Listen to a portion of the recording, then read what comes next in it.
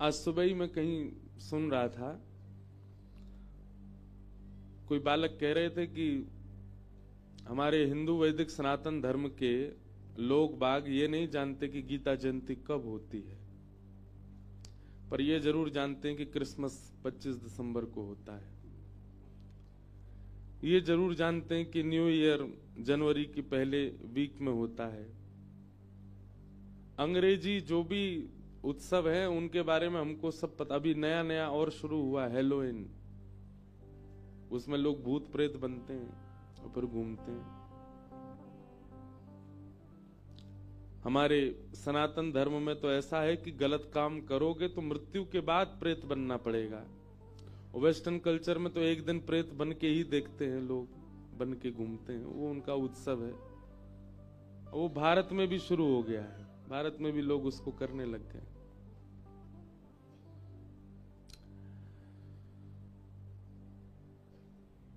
सबसे बड़ा परिवर्तन करने की आवश्यकता है हमारे स्कूलों को।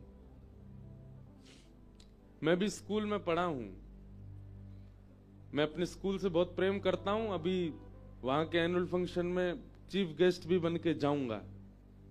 लेकिन एक बात आप लोग बहुत ध्यानपूर्वक सुनिए और सब लोग अब बैठ जाओ, कोई भी इधर उधर ना घूमे। हमारी हाथ जोड़ के प्रार्थना कथाक्रम में। हमारे स्कूलों में बढ़ चढ़ कर करके वेस्टर्न कल्चर के प्रोग्राम्स को मनाया जाता है, पर गीता जयंती का उत्सव नहीं मन रहा होगा आज स्कूलों में। सारे स्कूलों में क्रिसमस की तैयारी होती है, और तैयारी ऐसी नहीं होती है। 15 दिन पहले से बच्चों से कहा जाता है चार्ट बना के लाओ, डायग्राम्स बना के लाओ, ये बना के लाओ, क्रिसमस की तैयारियां करो, बाहर फॉन्ट्स बनाओ, मैरी क्रिसमस। बच्चे जो हैं वो रेड कलर के कैप पहन के आएंगे, फिर एक टीचर सेंटा क्लॉज बन करके आएगा, वो सारी क्लासेस में जाएगा। अब बचपन से बच्चों ने वो देखा है तो वो कैसे भूल जाएंगे। इसमें एक कारण और है हम लोग अंग्रेजी कैलेंडर का पालन करते हैं। आप कभी, हमारे बगल में एक देश है नेपाल, वहां गए हैं? नेपाल में जाइए, नेपाल में अंग्रेजी कैलेंडर नहीं पालन होता। वहां आप किसी व्यक्ति से पूछेंगे कि आज क्या है, तो वो तिथि बताएगा। आज ये तिथि है, आज ये मास चल रहा है। आप किसी से पूछेंगे तुम्हारा जन्मदिन कब आता है, वो आपको ये नहीं बोलेगा कि 11 जनवरी को आता है या आदि, वो अपने तिथि के अनुसार बनाएगा। श्रावण कृष्ण नवमी ऐसे बोलेंगे नेपाल के लोग। नेपाल में जाके आप गाड़ियों के प्लेट नंबर भी पढ़ोगे तो हिंदी में ही संख्या लिखी होती है वहां पर। हम लोग किस बात की आजादी मानते हैं अपनी, कि हम आजाद हो गए। हम आज तक तो वही सब पालन कर रहे हैं जो अंग्रेज देके गए। अब गीता जयंती हर दिन हर वर्ष बदलती है। क्यों? क्योंकि वो दिन के आधार पर नहीं, तिथि के आधार पर है। अब तिथि जानते होंगे तो बच्चों को पता होगा ना। लेकिन हमारी प्रार्थना है, माता पिता तो आजकल भोले हो गए बेचारे, वो तो नहीं बदलाव कर सकते बच्चों में, पर बहुत बड़ा प्रभाव पड़ता है। हमने अनुभव किया है स्कूल में होने वाली एक्टिविटीज का बच्चों पर। अभी एक जलंधर नहीं, लुधियाना का एक स्कूल था, उस स्कूल के सारे बच्चों को टूर पर लेके आए वृंदावन, और वृंदावन लेकर के आए, पूरे रास्ता कथा सुनाते लाए, कीर्तन सुनाते लाए, वृंदावन में ला करके संतों के दर्शन कराए। हमारे पास भी लेके आए बच्चों को, देख करके अच्छा लगा। ऐसे परिवर्तन जब स्कूल्स में होते हैं ना, तब मैंने ये अनुभव किया कि माता पिता का शिक्षा देना, माता पिता का पढ़ाई कराना, माता पिता का रोकना टोकना या व्यवस्थाएं संभलवाना, उसका प्रभाव जितना बच्चे पर पड़ता है उससे कई गुना ज्यादा स्कूल में जो एक्टिविटीज होती हैं उसका पड़ता है।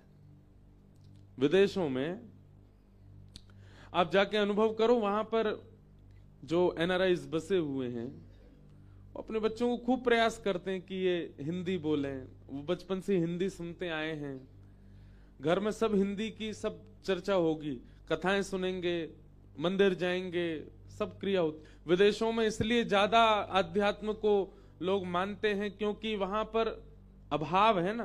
भारत में तो आपको हर 10 कदम पे एक मंदिर मिल जाएगा, भारत में तो हर दूसरी गली में कथा होती मिल जाती है। विदेशों में अभाव है, इसलिए विदेश में रह रहे बसे हुए लोग, उनको पता चले कि कोई कथा होने वाली है तो वो लोग आते हैं। क्यों? बहुत कम होती है वहां पर, मंदिर बहुत कम है, इसीलिए वहां अभाव के कारण लोग बाग धर्म का पालन करते हैं। पर फिर भी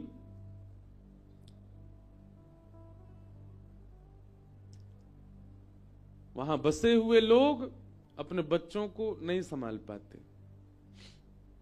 ऐसा नहीं है कि सब लोग बिगड़ जाते हैं, पर अगर हमसे पूछें, हम तो बहुत जाते रहते हैं, तो 75-80%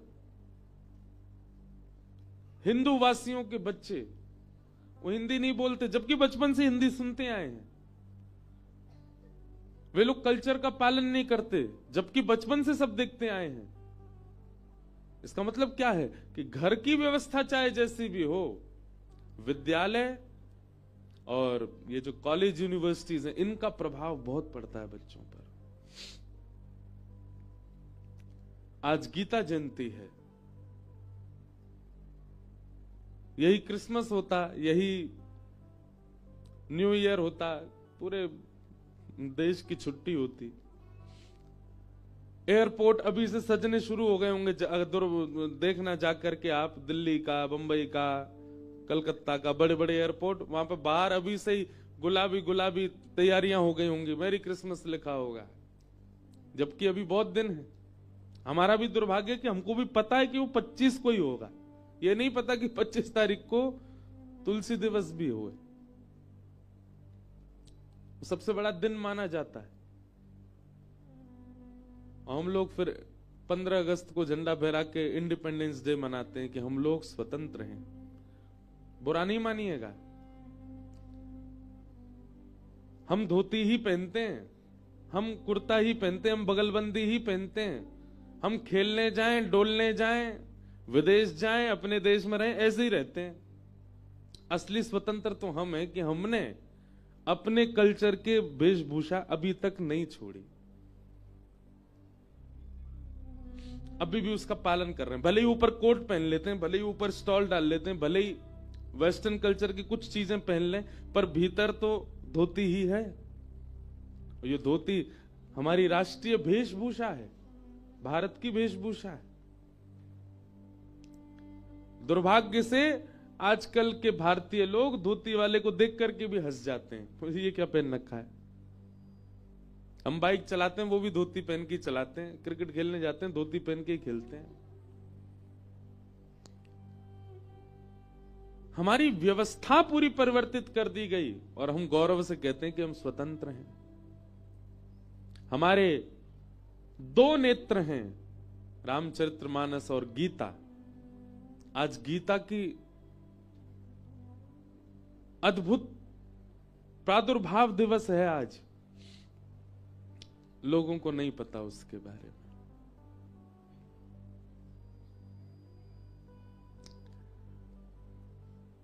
तो हमारी प्रार्थना है, जितने भी, अगर यहां कोई टीचर बैठे हैं, जितने भी स्कूल्स हैं भारत के, क्योंकि कॉलेज में भी परिवर्तन करने से कोई फायदा नहीं है।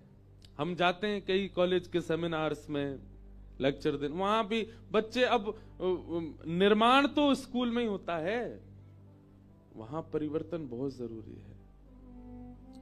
कुछ ना भी करें, कम से कम हमारे स्कूल्स के जो व्यवस्थाएं हैं वो ऐसी हो जाएं कि कम से कम गीता जयंती,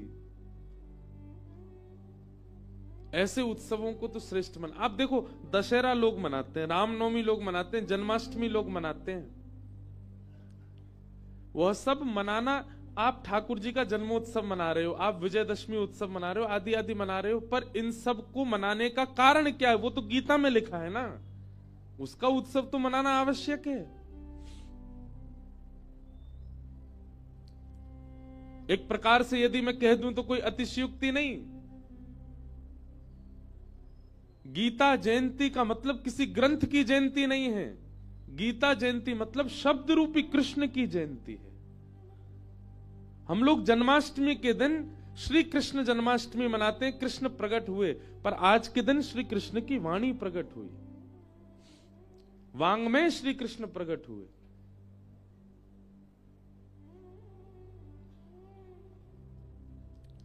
इसलिए हमारी प्रार्थना है वो दिन अद्भुत लगे जिस दिन भारत के एयरपोर्ट, भारत के रेलवे स्टेशन, भारत के मॉल्स, अभी मॉल में चले जाओ शॉपिंग, जहां से कपड़े पहन पहन के आप बैठे हो, जहां से वो भी सज रहे होंगे क्रिसमस के, वहां सेंटा क्लूज दौड़ रहे होंगे वहां पे सेल चल रही होगी 50% ऑफ।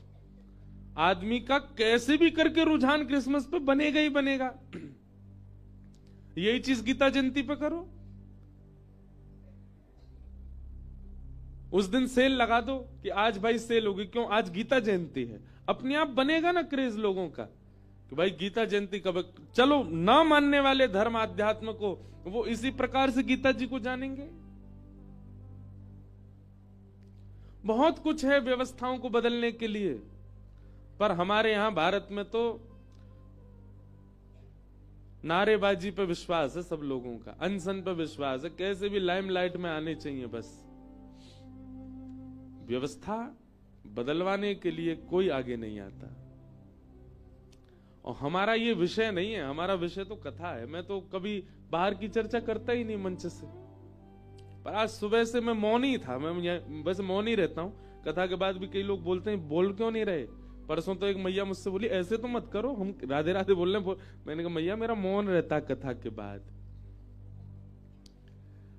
सुबह से यही सोच रहा था। आज गीता जयंती के सारे उत्सव केवल संतों के यहां मन रहे होंगे, केवल आश्रमों में मन रहे होंगे, केवल जो आध्यात्मिक लोग हैं, जो कथा वक्ता आदि हैं, इनके यहां मन रहे होंगे। इस विश्व की जिसने रक्षा की, उनका उत्सव केवल संतों के यहां मन रहा है, विश्व में नहीं मन रहा है। ये दुर्भाग्य है हमारा।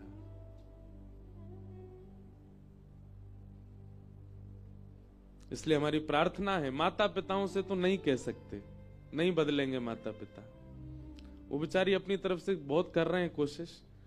परिवर्तन तो स्कूलों से ही हो सकता है। यदि वहां की व्यवस्था में, वहां के, हम ये भी नहीं कह रहे गीता पढ़ाओ स्कूलों में, बच्चों की थोड़ी इच्छा तो जागृत करवाओ, उनकी थोड़ी लगन तो लगवाओ गीता से। वो कैसे होगा? ऐसे ही करना पड़ेगा। अब होता है गीता जयंती पर बहुत स्कूलों में होता है, पर सब में नहीं होता। क्रिसमस सब जगह होता है, न्यू ईयर सब जगह होता है, गीता जयंती भी सब जगह हो। हमने अभी अभी एक ग्रंथ मंगाया, गीता प्रबोधिनी।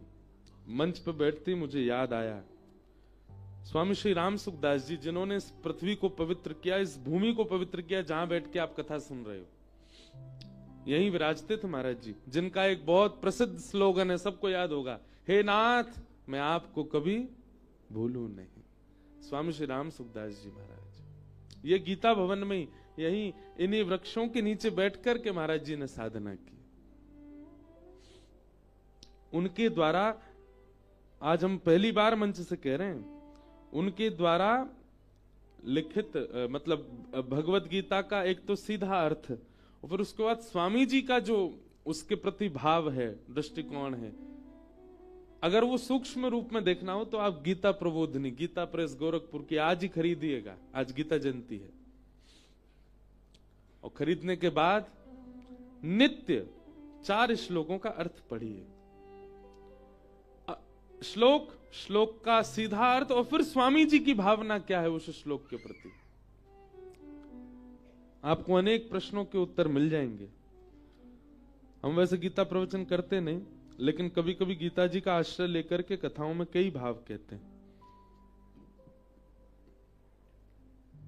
श्रीमद् भगवत गीता में अनेक श्लोक ऐसे हैं जो वैसे तो पूरी गीता ही करणीय है, अपने जीवन में उतारने योग्य है, परंतु 2 युगल श्लोक हैं भगवत गीता में। युगल श्लोक बोले तो मतलब एक बोलेगा तो दूसरा संग में बोलना ही पड़ेगा, नहीं तो वो पूरे नहीं होंगे। और उस श्लोक का इतना सुंदर अर्थ है, सब लोग मेरे साथ में, अब बोल तो कैसे पाओगे, याद तो होंगे नहीं, पर हम ही बोल देते हैं। ध्यायतो विषयां पुंस संगस्तेषु उपजायते संजात संजायते कामात् क्रोधोऽभिजायते क्रोधात् भवति सम्मोहात्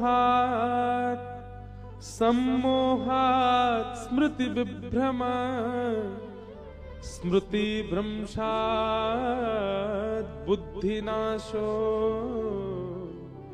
बुद्धिनाशात् विनश्यति। भगवान, ये श्लोक पता कैसा श्लोक है? हर व्यक्ति को अपने वॉलपेपर पे, अपने फोन के वॉलपेपर पे इस श्लोक लिख के रखना चाहिए। वॉलपेपर लगाओ इस श्लोक का, अपने फोन का जो कवर होता है उस पर पीछे लिखो, नित्य इस श्लोक को देखो। भगवान आपको नाश से, विनाश से बचने का कारण बता रहे हैं इस श्लोक में। भगवान कहते हैं व्यक्ति के सर्वनाश का कारण क्या है, ये पूरा भगवान ने एक साइकिल बताई है इन 2 श्लोकों में। बहुत ध्यान से सुनिएगा। ध्यायतो विषयां पुंस, हमारे विनाश का सबसे पहला बीजारोपण कब होता है? सब लोग इधर देखिएगा और जो सो गए उनको उठा दीजिएगा। हमारे विनाश का सबसे पहला बीजारोपण कब होता है? जैसे ही हम विषय का ध्यान करते हैं। विषय का मतलब, मान लीजिए आप पीते नहीं हैं, आप खाते नहीं हैं, आप कुछ गलत करते नहीं हैं, लेकिन आप सोच रहे हैं कभी पी के देखूंगा होता क्या है। ठाकुर जी कहते हैं जिस दिन आपने ध्यान किया, ध्यायतो विषयाम पुंस, मेरे सारे मित्र धुआं उड़ाते हैं, एक बार मैं भी तो देखूं। अब आपने किया नहीं है, वो केवल सोचा है। भगवान कहते हैं जैसे ही आपके ध्यान में विषय आता है, बीजारोपण उसी समय हो जाता है। अब वही लेके जाएगा आपको विनाश तक। ध्यायतो विषयाम पुंसः संगस्तेषुपजायते, विषय का ध्यान करने से उसमें संग करने की इच्छा प्रकट होती है।